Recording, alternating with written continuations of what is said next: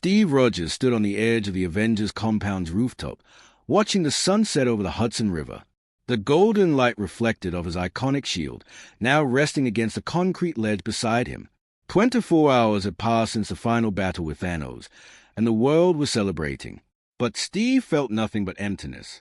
The victory had come at a cost that few would ever understand. Not just the lives lost in battle, but something deeper. Something that cut through his very soul like a blade through paper.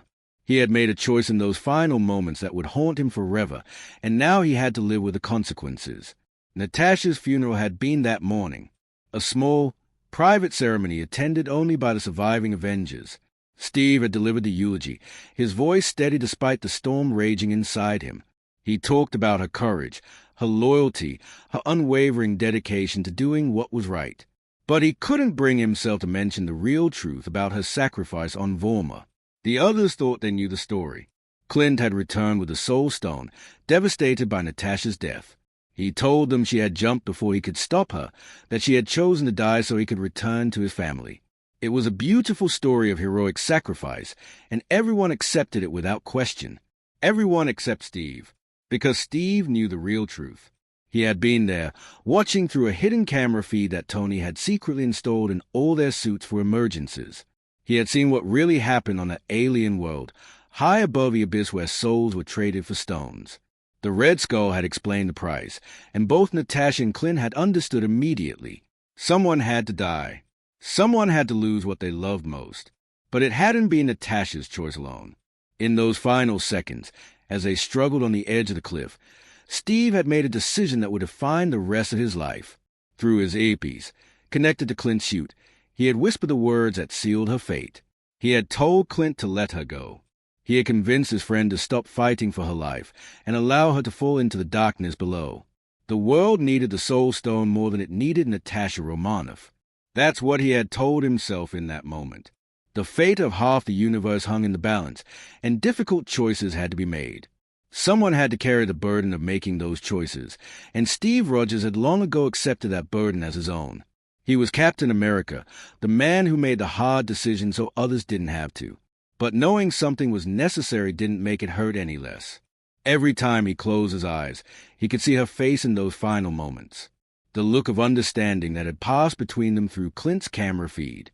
She had heard his words, had seen him make the choice, and she had nodded. She had forgiven him even as she died because of his decision. The shield felt heavier now than it ever had before.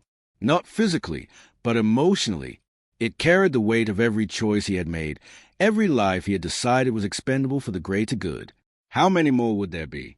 How many more friends would he have to sacrifice on the altar of necessity? Tony had understood, in those final moments before he snapped his fingers. Steve had seen it in his eyes during their last conversation. The billionaire had known that someone would have to make the ultimate sacrifice, and he had chosen to spare Steve that burden one final time. But even Tony's heroic death couldn't erase what Steve had done to Natasha. The other Avengers were planning their futures now. Clint was returning to his family, finally able to hold his children again. Thor was leaving with the Guardians of the Galaxy, seeking new adventures among the stars. Bruce Banner was working with the government to help rebuild society. Sam Wilson was preparing to take up the mantle of Captain America, a decision that filled Steve with both pride and relief. But Steve Rogers was drowning in the weight of his choices. He had saved the universe, but he had lost himself in the process. Every victory came with a price, and he was tired of being the one who calculated that cost in human lives. He was tired of being the man who decided who lived and who died.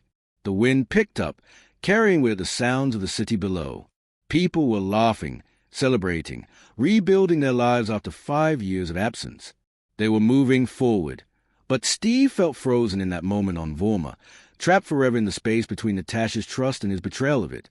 He picked up his shield and walked back toward the compound. Tomorrow, he would begin the process of stepping down from his role as Captain America. He would pass the shield to Sam, knowing that his friend would carry it with honor and integrity. But tonight, he would sit alone with the weight of his choices and wonder if saving the world had been worth losing his soul.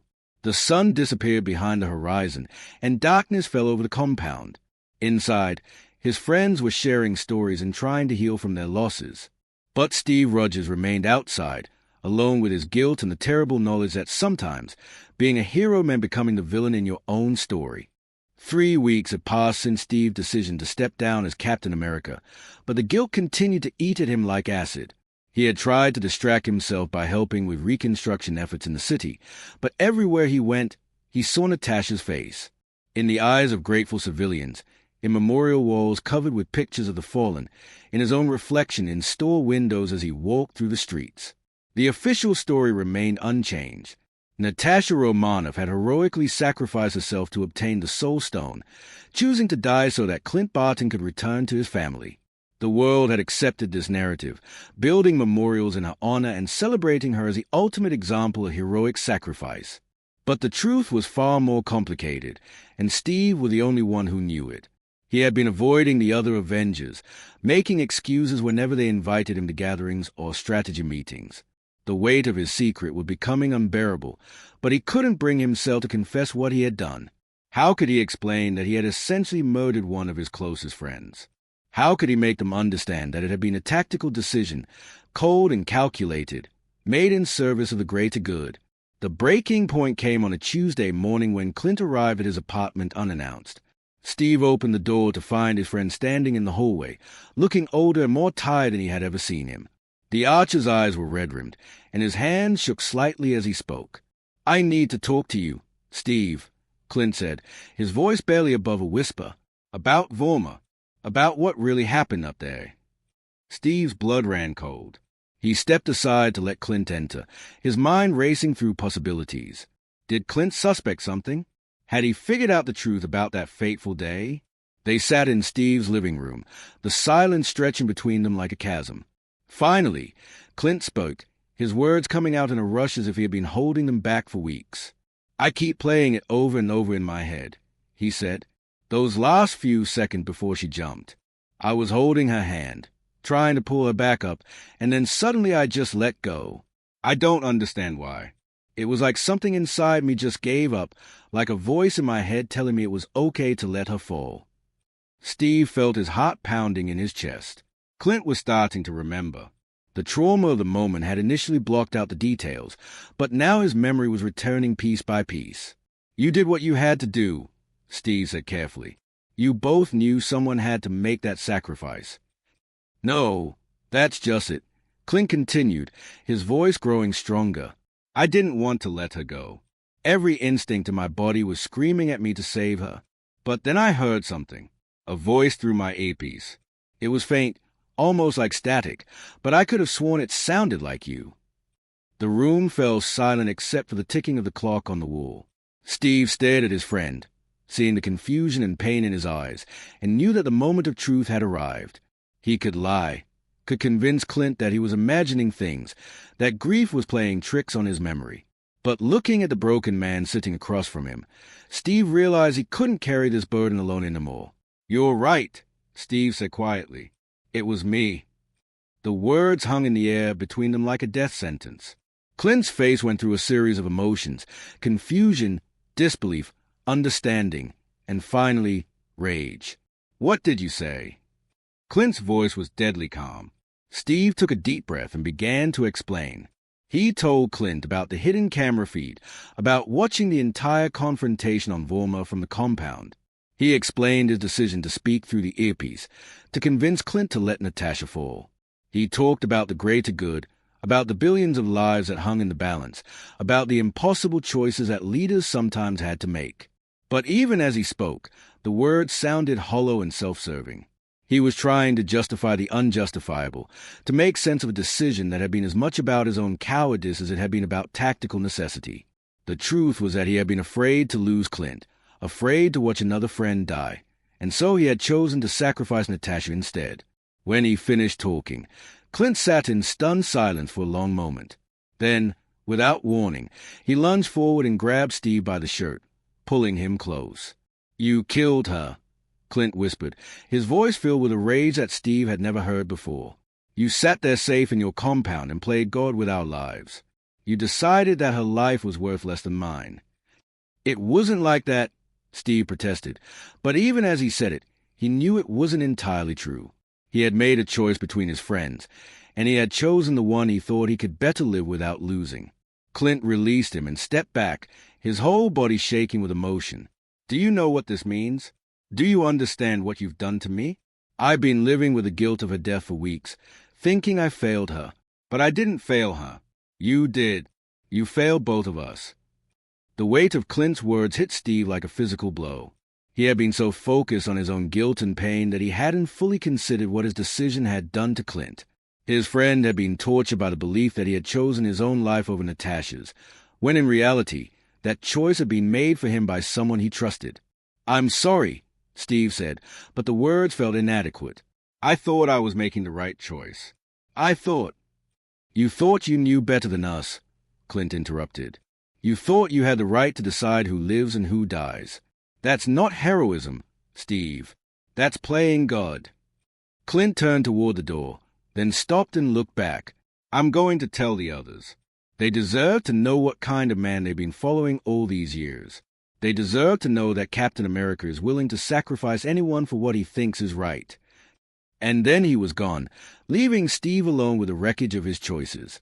The truth was finally out, and there would be no going back. Soon, everyone would know what he had done. The weight of the shield had never felt heavier, and Steve finally understood that some sacrifices couldn't be justified, no matter how noble the cause. The emergency meeting was called for that evening. Steve arrived at the compound to find the remaining Avengers assembled in the main conference room, their faces a mixture of confusion, anger, and betrayal. Clint had clearly shared his revelation with the team, and now Steve had to face the consequences of his actions.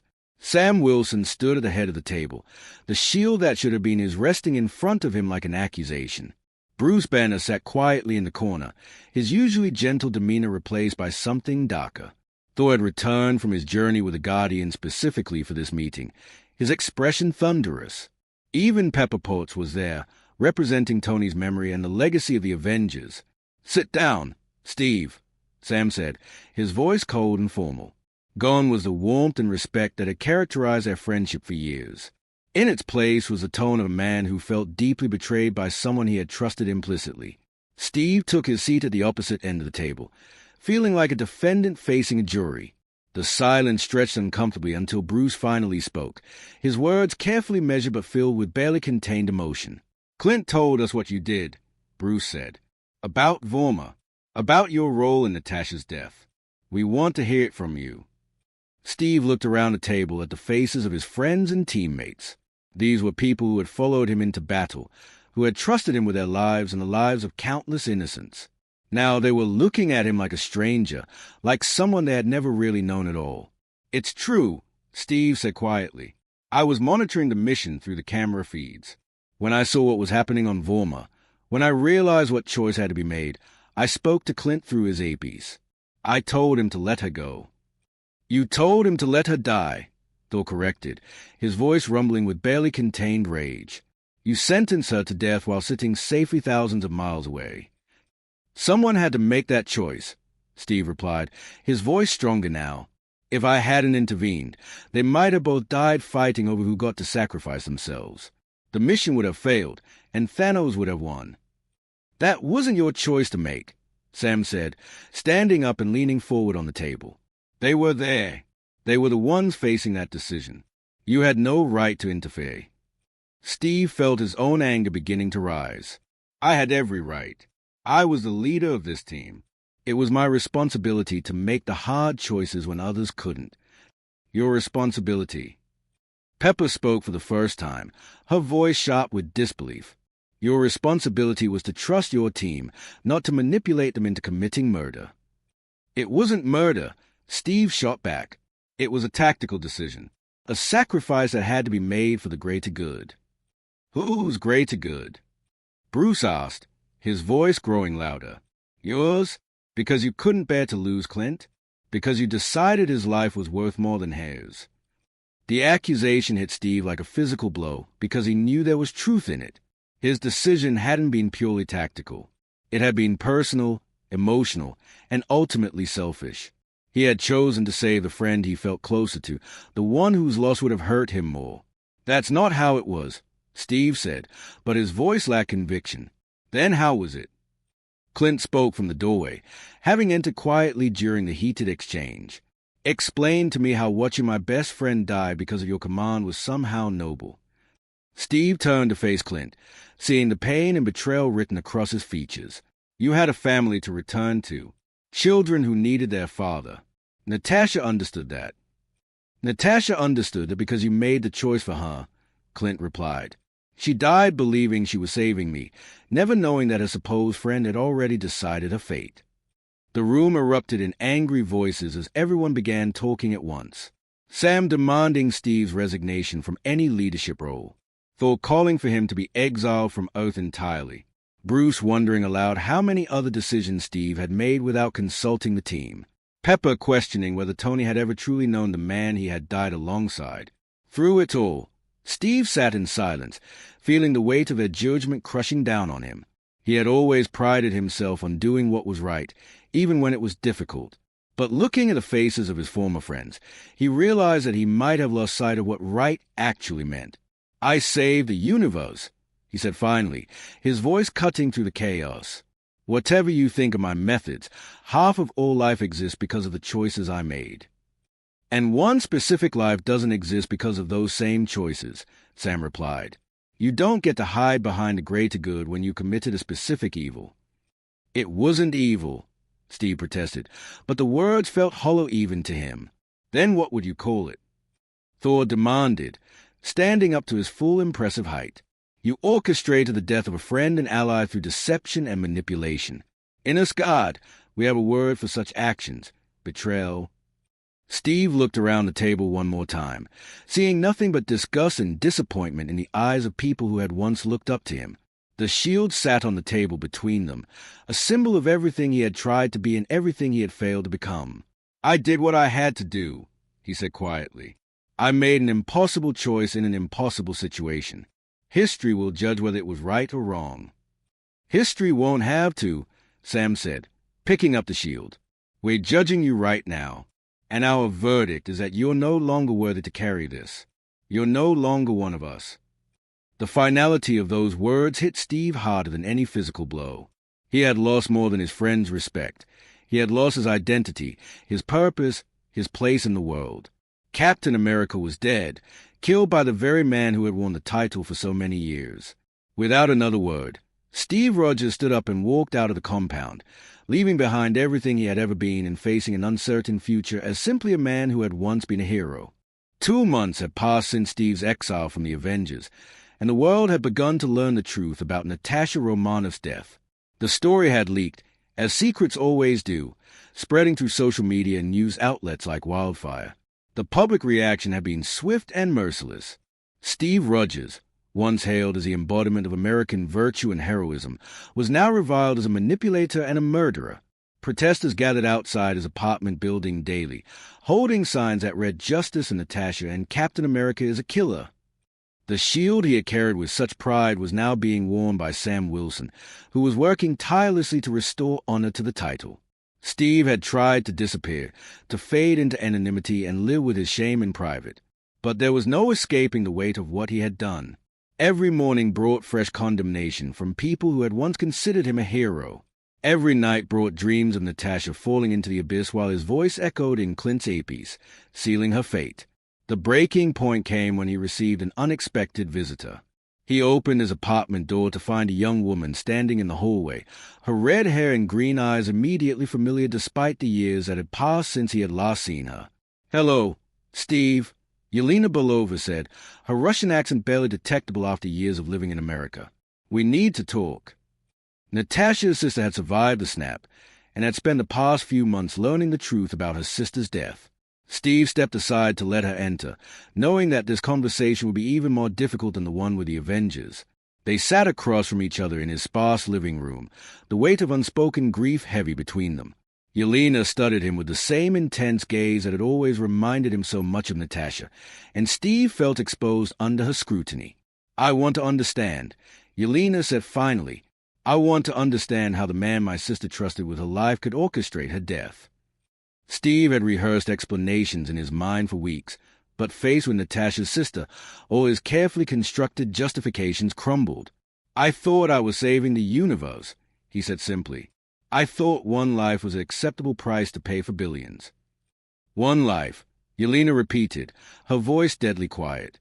You speak about my sister like she was a statistic, a number in some cosmic equation. But she wasn't. She was a person who had finally found a family, finally found people who loved her despite her past. And you threw that away because you thought you knew better. The accusation stung because it was true. Steve had reduced Natasha to a tactical consideration, weighing her value against Clint's and the needs of the mission. He had forgotten that she was more than just another soldier under his command. She forgave me, Steve said quietly. In those final moments, she heard what I said and she nodded. She understood why it had to be her. Yelena's eyes flashed with anger. She forgave you because that's who she was. Natasha spent her entire life believing she was expendable, that her worth was measured only by what she could do for others. You confirmed her worst fears about herself in her final moments. The words hit Steve like physical blows. He had never considered that perspective, had never thought about how his decision might have affected Natasha's sense of self-worth. He had been so focused on the tactical necessity that he had ignored the human cost. I've spent months trying to understand your choice, Yelena continued, trying to find some noble motivation that would make sense of what you did. But the truth is simpler than that, isn't it? You chose Clint because you cared about him more. You chose to save your friend and sacrifice your soldier. Steve wanted to deny it, to explain about Clint's family and the tactical considerations that had influenced his decision. But looking into Yelena's eyes, he realized that all of those justifications were just ways of avoiding the fundamental truth. He had played favorites with human lives. Yes, he said simply. I chose to save Clint because I couldn't bear to lose him. It was selfish and wrong, but it's the truth. The admission seemed to take some of the fight out of Yelena. She slumped back in her chair, looking suddenly exhausted by the weight of her grief and anger. Do you know what the worst part is? She asked. It's not even that you killed her. It's that you let the world believe she chose to die. You let them turn her death into some noble sacrifice when the truth is that she was murdered by someone she trusted. Steve felt tears burning his eyes. I never wanted it to be like this. I never wanted to hurt her or you or anyone. I thought I was being strong, making the hard choices that leaders have to make. Strength isn't making choices for other people, Yelena replied. Strength is trusting them to make their own choices and living with the consequences. You robbed my sister of that choice, and you robbed Clint of the chance to truly save her. They sat in silence for a long moment, both lost in their own grief and regrets. Finally, Yelena stood up and walked toward the door. I'm not going to kill you, she said without turning around. As much as part of me wants to, I know that's not what Natasha would have wanted. But I want you to live with what you've done. I want you to understand that your choice didn't just cost her life. It cost her dignity, her agency, and her right to die on her own terms. She paused at the door and looked back one final time. The world sees Sam Wilson as Captain America now, and they are right to. He understands something you never did, that being a hero means serving others, not controlling them. And then she was gone, leaving Steve alone with the full weight of his actions. For the first time since that day on Vorma, he truly understood what he had taken from Natasha. Not just her life, but her choice, her dignity, and her right to determine her own fate. The shield was gone, passed to worthier hands. His friends were gone, driven away by his betrayal. His reputation was gone, destroyed by the revelation of his actions. But perhaps most importantly, his understanding of what it meant to be a hero was gone as well, replaced by the bitter knowledge that he had never truly deserved the title in the first place. 1 year had passed since the truth about Vorma became public knowledge. Steve Rogers lived now as a ghost of his former self, working odd jobs and moving from city to city to avoid the recognition that still followed him despite his attempts at anonymity. The beard he had grown and the weight he had lost changed his appearance, but those famous blue eyes were unmistakable to anyone who looked closely enough. He found himself in a small town in Montana, working construction on a new community center that would serve the local reservation. The work was honest and hard, allowing him to lose himself in physical labor that demanded nothing in his mind except focus on the task at hand. His co-workers knew him only as Steve, a quiet man who worked harder than anyone else and never talked about his past. The peace he had found was fragile, built on the foundation of anonymity and the hope that he could somehow make amends through simple, honest work. But that peace was shattered on a Tuesday morning when his phone rang with a number he didn't recognize. Steve Rogers. The voice was professional, official. "This is Director Monica Rambeau of SWORD. We need your help." Steve almost hung up immediately. He had cut all ties with the superhero community, refused all attempt by former allies to contact him, and made it clear that he wanted nothing to do with the world he had once tried to save. But something in the director's voice made him hesitate. "I'm not Captain America anymore," he said quietly. "I'm not a hero. Find someone else." "There is no one else," Monica replied. "We have a situation that requires your specific skill set, and frankly, your unique understanding of impossible choices." Despite himself, Steve found himself listening as Monica explained the crisis. An alien artifact had been discovered beneath the ice in Antarctica, something that predated human civilization by millions of years. The artifact was active, sending signals into deep space that were growing stronger by the hour. Preliminary analysis suggested it was some kind of beacon, calling to something in the darkness between stars. "We need someone to go down there and deactivate it," Monica continued. "But there's a catch. The artifact is protected by what appears to be an alien AI, something that communicates through emotional resonance rather than language. Our psychologists believe it's looking for someone who understands sacrifice, someone who has made impossible choices and lived with the consequences." Steve felt a chill that had nothing to do with the Montana weather. "You want me because I killed my friend."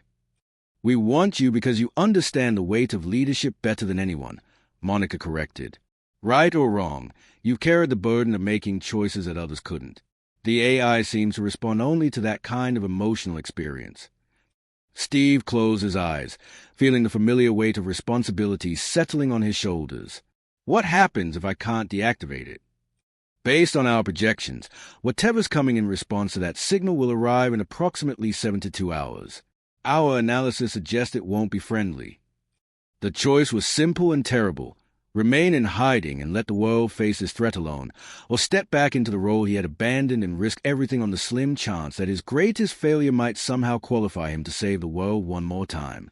3 hours later, Steve Rogers stood in the command center of a SWORD facility in Antarctica, surrounded by scientists and agents who looked at him with a mixture of fear and desperate hope. The artifact lay 2 miles beneath the ice, accessible only through a narrow shaft that led to a chamber older than human civilization. Sam Wilson was there, wearing the shield that had once been Steve's. Their eyes met across the command center, and Steve saw not forgiveness, but acknowledgement. Sam nodded once, a gesture that said more than words ever could. Despite everything, they both knew Steve was the right person for this mission. The descent took 2 hours, rappelling down through layers of ice and stone that told the story of Earth's ancient past. When Steve finally reached the chamber at the bottom, he found himself face to face with something that defied description. The artifact pulsed within a light, its surface covered in symbols that seemed to shift and change as he watched. The eye's voice came not through his ears but directly into his mind, a presence that felt ancient and impossibly vast. It spoke in concepts rather than words, sharing images and emotions that bypassed language entirely. It showed him the choice he had made on Vorma, but not as he remembered it. Instead, he experienced it from Natasha's perspective, feeling her trust in him, her willingness to follow his guidance even unto death. He felt her love for her team, her desperate desire to be worthy of their friendship, and her quiet acceptance when she realized that her death was a price of victory. Then the AI showed him something else, the choice he faced now. The artifact could be deactivated, but only by someone willing to make the ultimate sacrifice. The shutdown process would require him to maintain physical contact with the artifact while it discharged millions of years of accumulated energy. He would die, but his death would save the world from whatever was coming in response to the beacon. It was, the AI seemed to suggest, a charm for redemption, a way to balance the scales of justice through willing self-sacrifice rather than the sacrifice of others. Steve Rogers stood alone in that ancient chamber, 2 miles beneath the Antarctic ice, and made his choice. Not as Captain America, not as a hero seeking glory, but as a man who had carried the weight of his failures for too long. He placed his hands on the artifact and felt the energy begin to flow through him, burning away his sins 1 volt at a time. In those final moments, As his life force merged with alien technology older than human civilization, he thought not of glory or redemption, but of a woman with red hair falling into darkness, trusting him to make everything right. Above, in the command center, Sam Wilson felt the shield grow warm in his hands and knew that somewhere in the depth below, Steve Rogers had found his peace at last. The beacon fell silent, the threat passed, and the world was saved one final time by a man who had learned it too late what it truly meant to be a hero. The last thing Steve Rogers saw before the light claimed him was Natasha's face, not as he remembered her in those final moments on Vorma, but as she had been in life, strong, brave, and finally, truly free.